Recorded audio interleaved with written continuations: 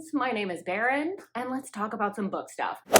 So today I'm doing my November wrap up, and I'm going to be filming this in two parts just because of my schedule and editing and everything. So about halfway through, you're going to see me transition. So I am not able to inform you as this person about how many books I've read. So I will insert that number here. That's how many I've read. Look at me go. This month I think I've moved from mood reading to chaotic reading, where I can't figure out what mood I'm in until I find a book that I like that satisfies my mood. So my reading is all over the place. It kind of reminds me of like when you go into a pantry and you're like staring, like looking for a snack. You're so hungry, but like you can't find the snack you want. That's what I'm dealing with, but in books. I did try and go back to some tried and true authors, and I've been getting into more series, but without further ado, let's get into some of the books that I've read this month. First up, I have Twisted Obsession by S. Mastery. This is on KU. It's part of a series that's interconnected standalones. This is the only one I've read from this series, and this book I think was published either last month or this month, but it was really recent. So this is an age gap, dark hockey romance with amnesia and elements of romantic suspense. So this is about Melody Cameron. She wakes up in a hospital bed, no memories, doesn't know who she is, and the only person that they can find in her emergency contact list is this very distant cousin, and he seems to know nothing about her life. But you know who does know some stuff about her life? A random young hockey player that she locks eyes with that seems to be taking a particular interest in her. He seems obsessed, and he has so many details about her former life. This dude is like so obsessed, so manipulative. Like if you are looking for dark, unhinged, there's somnophilia in this. Like it's wild. And he is so manipulative. He doles out information just enough to get her to do the things he wants her to, but not enough for her to actually like recover fully. I will say in the middle, I felt like it dragged just a touch, but the beginning and ending were so good that I have no problem overlooking that. For anyone who has read the series, I think there's some POVs that come back that you'll appreciate. If you're reading this as a standalone, I didn't appreciate them. I thought they were annoying. I was like, who are these people? So take that for what it is. It did remind me quite a bit of like Burn for Me by Sarah Kate. It had a lot of similar dynamics. So if you like that book, I would recommend trying this one. Overall, I gave this a rating of 4 stars. All right, next up we have Gratify by Caitlin Taylor. This was part of my reading slump vlog along with the next like handful of books. I'll let you know when we're like out of the woods there. So this is a standalone on KU. This is a new to me author. It's age gap, ex's dad, parents' best friend, and this centers around Andromeda, and she has been dating her godfather's son. You will not believe how many takes it took to get that correct. Named Theo. So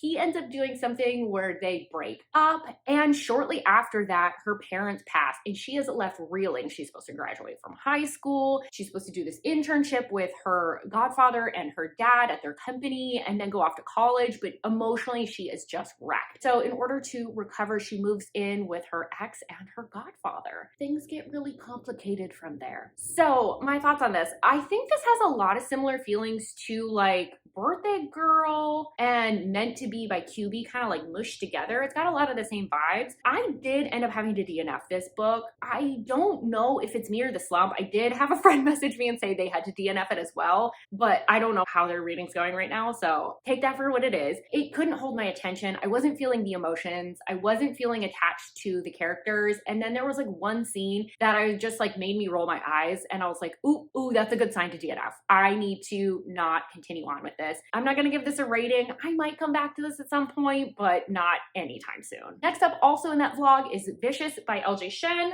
which I have here. This is on KU. It's part of an interconnected standalone series. It's new adult / high school. It's contemporary, billionaire-ish dark romance. It's got a lot of things. It's not that complicated when you're actually in it, but this centers around Amelia, who is artistic. She's from a working class, and her parents work for Vicious's family. Vicious is this spoiled rich kid. He's never really been told no.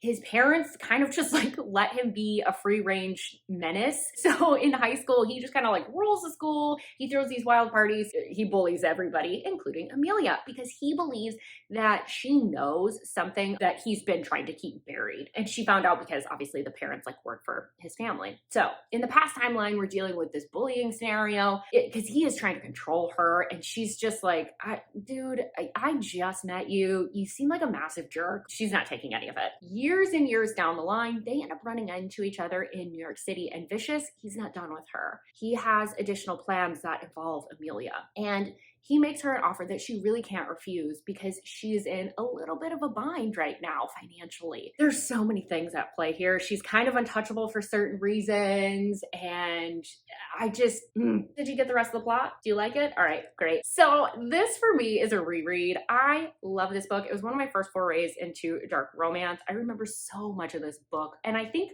a couple reasons that this one stands out for me in particular. One, I really like that because Amelia really isn't impressed by material things. Her values really are in family and experiences and being with people, that he cannot just throw money at her to a certain extent. So like he can't just like buy an Hermes bag and impress her. Like he actually has to engage with her and kind of acquiesce to some of her values rather than his values. But he doesn't fully change. He sort of molds to her, but he is still ruthless in so many aspects of his life. This is like the perfect version of I hate everyone but you. And I feel like I just haven't read another author that's pulled it off in quite this way. This is an all-time favorite for me. I really, really do love this book. So obviously, if that's not clear, this is a 5-star. I would give this 6 if I could. Next is another read from that vlog, and we are talking about Debt by Nina G. Jones. Ooh, my nails look so good with this book right now. And I actually have an obsession with snakes, which is like part of the reason I love this cover. I digress. So this is a standalone. It's not on KU. It's published wide, so you can buy it on any platform. It is a dark blackmail, revenge, romantic suspense, billionaire sort of romance. It's quite the blend. This centers around Mia. Nothing's super wrong in her life, but she's feeling a little stagnant, a little bored. Like everything's fine in her life, but she wants that little bit of oomph. She wants that little bit of extra.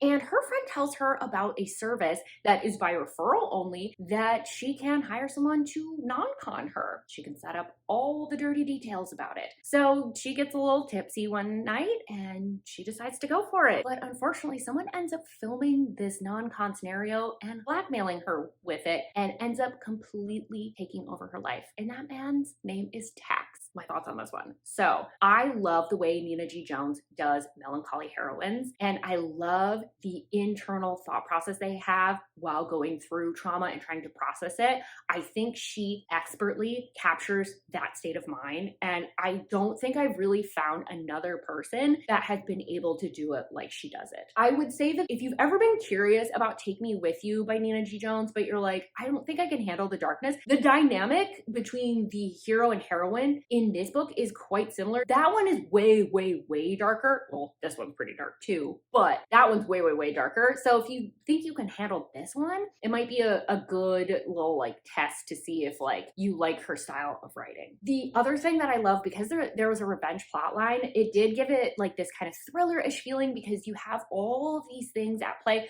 There's other characters that are involved. And even though the couple's together, like during parts of this book, you're like, I don't think they can stay together. I don't know. I don't think they're going to be able to do it. Like, how are they going to get their HEA? Up until the last page, I was like, I don't think they're going to get together. The ending was so intense. I ended up laying on my stairs after I was done because I was just like, I just need to process what just happened for a little bit. I have this very lovely special edition of it now by Dark and Disturbed. It was part of their Halloween box, and I love it because like the original cover, jail. It's like a weird yellow color. It's upsetting. I don't like that cover. This one is gorgeous, however. If it's not clear, I vacillate between a 4.5 stars and a 5-star because I don't like it quite as much as Take Me With You, but I really enjoyed it. All right, next up, the final book that I had as part of RIP, as part of the vlog is RIP by Charity B. So this is on KU. It is a standalone. I don't know how this is still on KU. And like the dare is pulled off. It's bonkers to me. It's supposed to be more of a dark romance. I would argue that it reads more like extreme horror just because of a lot of the themes that are involved that are pretty common with extreme horror and how it's being used to talk about other things. But I digress. I'll get into that in a second. There is some elements of like keeping it in the family. And I would say out of all the books that I've read thus far, this is one of the darkest books that I've read. Oh, if it's not clear, check triggers before you pick up any of these books. I'm a dark romance reader, and even the things that I read that are on the lighter side are usually very emotional. With this one in particular, please, please, please check triggers. This one has so much in there. It is such a wild ride. This book centers around Malachi and Adriel, and when the book opens, we are with their parents, and their mother has just given birth to Adriel. Malachi is like a year old-ish, and the mother is going through what almost seems like postpartum psychosis or something akin to it, where she is hearing dead bodies confess their sins, and she feels like she can see sin in the form of like a grime and bugs. This is particularly problematic because girlfriend's a mortician, so she is interacting with a lot of dead bodies that are confessing sins, and her husband's a pastor, so he's like, this is a divine sign from God. We must rid the world of sin. Like, you can take a couple guesses as to what that means. For the most part, vacillates between when Malachi and Adriel are 13 and 14, and also a timeline when they're 17 and 18. In the timeline when they're 13 and 14, there's a lot of trauma happening. There's a lot of things happening with the family regarding religion, and like they get involved in the getting rid of sin. There's also a lot of other things going on there. When they're 17 and 18, it's more of them getting to their HEA. My thoughts on this, I think this is a wild book. It was definitely one that got me to think, as I said kind of at the top, I really feel like this reads more like extreme horror because some of the gruesomeness and the way things are described, but also used to talk about like generational trauma and other things, I think is why I would put it more in that category rather than dark romance. The first half of the book especially reads like more like extreme horror, and then I think the second half reads more like a blend between dark romance and extreme horror. Hopefully that kind of makes sense because those two sections have like very different feelings. About the time that you feel like you have a grasp on like where this is going and what's happening, something else happens and then we are off in another direction. I think Malachi is definitely my favorite out of the two. He is so tenderhearted. He is so sweet. He's so kind. He's so protective. Adriel, on the other hand, she is like kind of emotionally immature, and she reminds me of a blend of like Wednesday Addams and like Harlequin, I think is the best way I can describe it, because she's like real like, let's murder. But this is one of those that I think if you believe that it is not for you or you have any hesitation about reading it, I'd say don't do it. I think this is really meant for a select few people, and if it's not for you, it's not for you. That's okay. I don't think Charity B was trying to write for the masses in this circumstance. Go read Anointed. It's delicious and delightful and much less traumatizing. Still dark. So I'm not going to rate it, but I had a good time. Now, moving on to books that were not on the vlog. We have Crossed by Emily McIntyre. This is on KU. This is part of a 5-book series of interconnected standalones. This is a dark hunchback retelling, and it's got some like sex work, single parent, it's got a priest. It's kind of an interesting combo. This is about Father Cade, and he is a man of the cloth. He is a priest, but when he was growing up, he was kind of just this like feral child running the streets of Paris. He came from absolutely nothing. He has now dedicated his life to the church, but he is hiding some demons. He is sent to be the priest of a town in Vermont, and there are certain sections of this town that lean towards the more sinful side of things. The other side's real churchy. So we've got a little bit of a dichotomy going on. Father Cade, he is known for wanting to rid the world of sin. Amaya, she is a resident of this town that he has been sent to, and she is caring for her younger brother who has special needs. And to pay the bills, she becomes at night Esmeralda, who is like this exotic dancer that just captivates everyone. There's also a lot of rumors around her though. Her mother was a little bit unwell and accused her at one point of being a witch, so there's lots of rumors swirling around her. So she's not got an easy life by any stretch of the imagination. When Cade comes into town, he sees her and is like, you have bewitched me. Why am I attracted to you? Believes that she is actually using witchcraft. You know, the rumors around town are probably not helping that situation, but he decides he needs to continue to rid the world of sin here, and he decides that she's one of the people that needs to be gotten rid of, whatever. Words. So my thoughts on this. Okay, I'm gonna preface this by saying I know that this is pushing a specific button of mine. So this is probably not going to bother most people. So if I come off a little bit bitter, I'm sorry. I'm trying so hard to rein it in and not just be like, please keep that in mind. This hero sucked ass. I hated him with a burning passion. He is a specific brand of misogynist and has this superiority complex. I can commit sin, but everyone else can't, that I cannot handle. It made me so mad, especially because he is a priest and he's sitting there judging people. You are a priest. You are supposed to be a safe space. I get that this is a book and I get that this is a dark romance, but that specifically made me mad. In particular, there was a scene at the very beginning. This is spoilers. I'm sorry. I'll timestamp this. He kills a sex worker because she's doing her job and tried to entice him. Like, no, actually no. I hated this man with a passion. I was so angry at this book. I pushed through because I was like, this is the religious trauma speaking, but I just did not feel like the hero ever redeemed himself. And he even admits at one point that he did it because she was doing her job.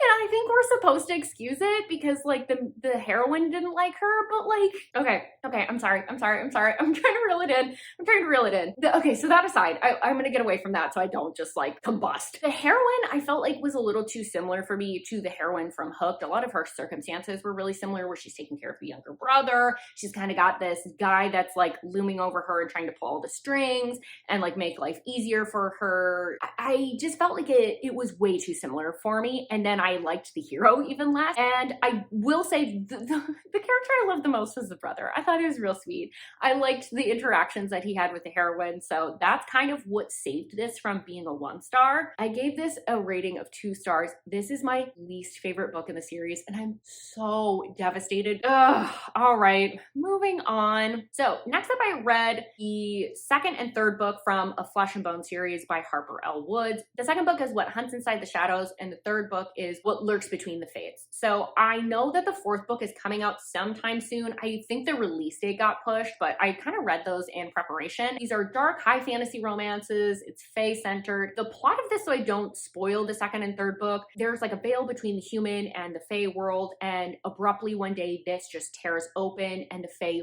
flood in, and they are looking for fae marked. So there are guards on the human side that are basically killing them because people would rather die than be taken to the fae realm. Our main gal here, Estrella, she is one of the marked, and she is on the run because she is trying to stay away from the fae, not get captured and killed, and she is doing this in partnership with a stranger who randomly saves her. The second book, it felt like a filler book. It was a lot of information from the twist being processed, and it's a lot of them just banging. Not a lot happens plot-wise. There's like some stuff that's kind of like thrown in the middle, but we were just kind of on the road constantly to somewhere. Now, I was just so happy to be back in a world, back with characters that I liked. I think I enjoyed this probably more than I would if I had read it at a different time. So I did give this 4 stars, but just know if you're not okay with like a filler book, like you're probably gonna have a different experience. So book 3, sorry. This felt a lot like The Time Under the Mountain with Akatar. I did like that we got to see Estrella thinking more strategically and see her really playing the long game instead of reacting so emotionally all the time. She still had some times where she reacted really emotionally, including right at the end. I was on the road to having a 5-star in this series, and that end decision, 4 stars. No, it could have been higher though. All right, next up we have Shattered Hearts by Shea Ruby. So this is part of a 3-book series. These are connected, so you have to read them in order. They are on KU. It's a dark, toxic romance. It features mental illness, addiction, and a lot of trauma. The plot of this is that Hallie is on this very self-destructive path. She's got a lot of trauma in her past, and she's sort of alone in the world. She tries to kind of drown her sorrows in alcohol and abusing prescription pills, and straight up like at the beginning, she she's so self-destructive that she's going to a party where she thinks she might get roofied and she's like, oh well, at least I get to sleep for a little bit. Like, it's heartbreaking. She is not in a good spot. She ends up running into one day on campus Zane, who immediately takes a liking to her. He knows that he's done this in the past, but he can't help but make her the object of his new obsession. Problem here is that Zane is also spiraling out. He is dealing with his own mental health issues and his own addiction. They are trying to basically just shove together these ragged edges and hope that it works. It's so much back and forth. It is toxic love. My thoughts on this. I think this is my favorite thing that I have read so far this month. If anything beats this, I would be surprised. Although I am reading the second book already, so like maybe the second book's better. I have no idea. It's so hard watching characters that are so viscerally aware that they are not good for each other, but want desperately to be together. And you as a reader don't know if you even want them to be together. Like, you want them to have the love that they believe that they have, but you also recognize like how bad for each other they are. And you don't know whether an HEA really is them being together or them separate. Like, that's the kind of like toxic.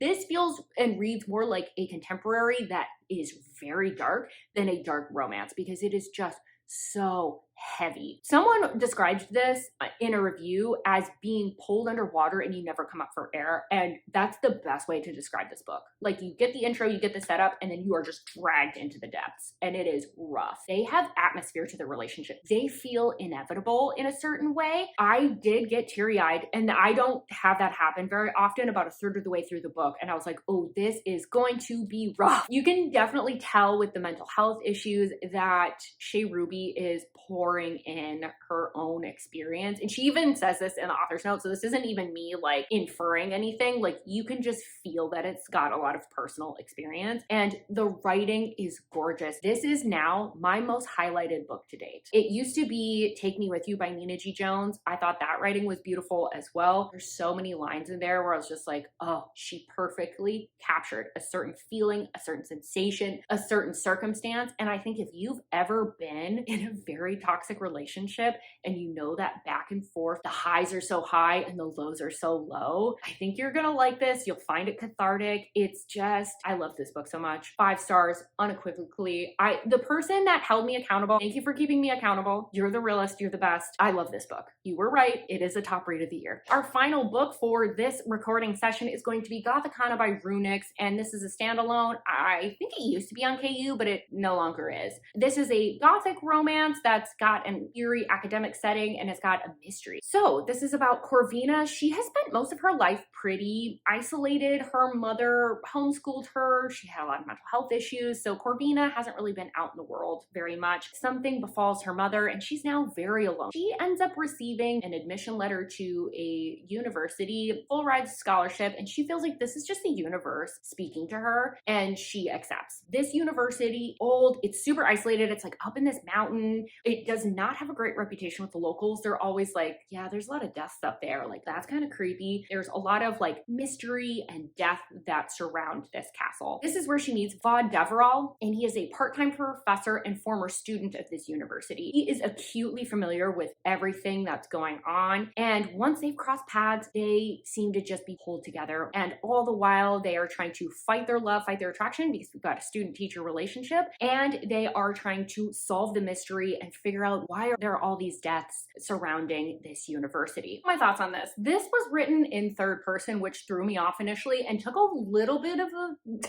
second for me to get into, because every time I read the word she, I was like, are we talking about the main character? Like, I don't even know. So that kind of caught me off guard, just because most romances are written in first person. So just a heads up if you're planning to read this. I know it's being traditionally published soon, or already is, something like that. I think where this book really stands out is with the mystery and the atmosphere at the university and at this castle. I think that's the strongest parts of this book. I think the romance is quite a bit weaker. There's sort of this attraction, or this inevitable attraction, that starts very early in the book, and I didn't buy it until much further into the relationship. And then when we were like way into the book, then I started seeing more of their relationship in action. Then I started to going to buy it more, but it took a while for me to get invested. One thing that I will say also as a heads up, I did find some of the wording and dialogue a little bit juvenile at times, and I can't tell if that's because Runix was trying to write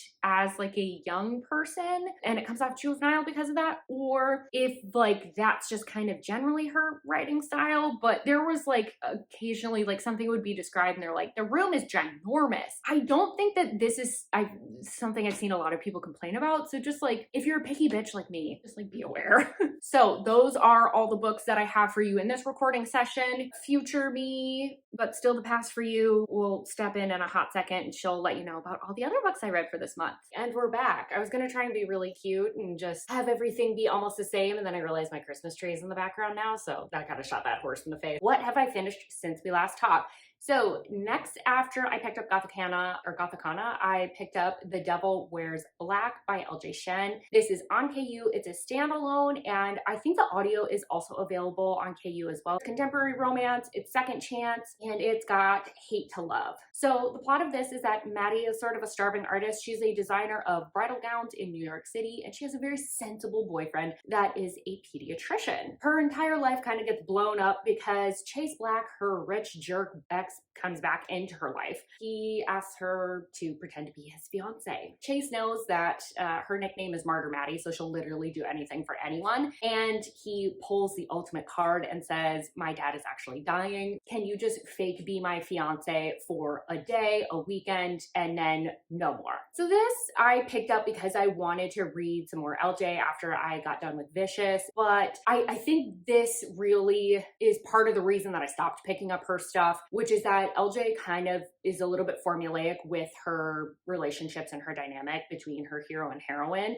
And this follows that very typical formula. We have a rich jerk hero. The heroine is sweet and artsy, doesn't come from money. I think that this just took a slightly more rom-com-y spin than some of her other books. There was honestly parts where I was laughing out loud, which I was really surprised by. That was really cool, especially because I'm not much of a rom-com person. But that said, I don't think it's anything particularly special. I'm giving this a rating of 4 stars. Next up, I read Manacled. I read this for a vlog that'll be coming out in a couple of weeks.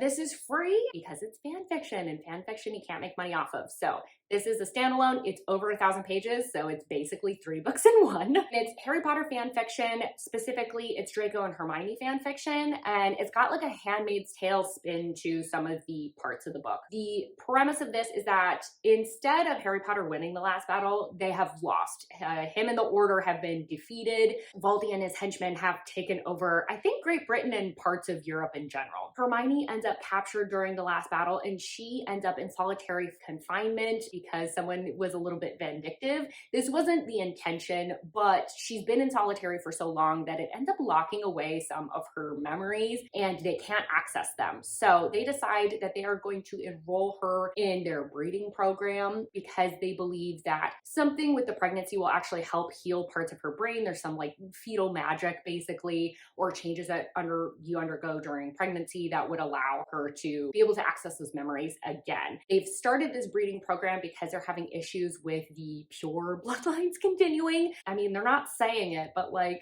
it kind of suggests there's too much inbreeding, which is really gross, but I digress. She is gifted to Voldemort's right-hand man because they need to keep an eye on her and continue to try and access her memories. And so she is gifted to the High Reeve. I think we have some idea of who that is. Do we not? I'm not gonna rate it. I will give some very brief thoughts, so maybe you know what to expect during the vlog. So I read this over a weekend. I do not recommend doing that at all. It's a very exhausting read because although the synopsis makes it sound like there's a lot going on in present timeline, I would say about 2/3 of the book is actually during the last battle, the lead up to that, how that happened. There's a huge chunk that is a flashback. So I liked the present timeline, I would say a little bit more than the flashbacks because the flashbacks are exhausting. They're at war. They can never really relax. They're scheming, they're planning, plots are falling through, and it just seems like nobody can ever win. And it's really hard to read because you know the outcome. You know it doesn't work work out for them. So you're watching them make all these plans and knowing that they're going to fail. So